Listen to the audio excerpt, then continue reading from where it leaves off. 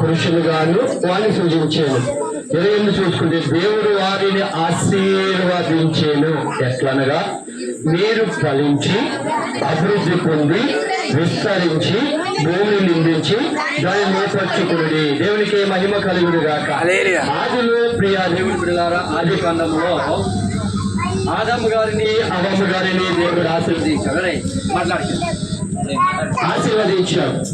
ఎలాగ ఆశీర్వదించాడని చూస్తే ఈ వచనంలో మీరు ఫలించి అభివృద్ధి పొంది విస్తరించి భూమిని నిందించండి. దేవుడికి మహిమ కలుగును గాక.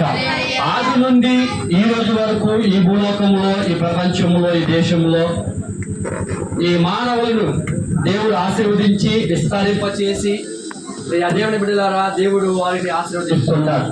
అదే ప్రణాళికగా మరి ప్రియా దేవుని బిడ్డలారా ప్రసాదును తన భార్య అనుషుని దేవుడు జ్ఞాపకం చేసుకుని చక్కని కుమార్తెని దేవుడు వారికి ఇచ్చాడు. పెద్దలు అనేవారు, పెద్దగా అందరికి తెలుసు మాట, అబ్బాయి దేవుడిస్తే డ్యాస్ అయినా కనేది అంటారు.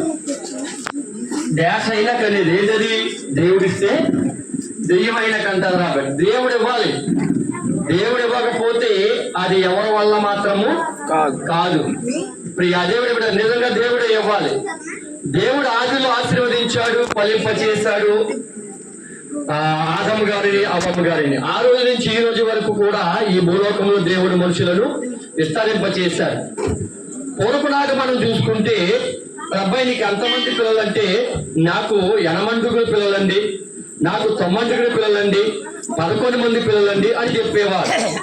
ఈ రోజుల్లో చూసే ప్రియా దేవుని బిడ్డలారా ఇద్దరు సరిపోతున్నారు. ఇద్దరితోనే ప్రియా దేవుని బిడ్డలారా సరిపెట్టేసుకుంటున్నారు యజమానులు.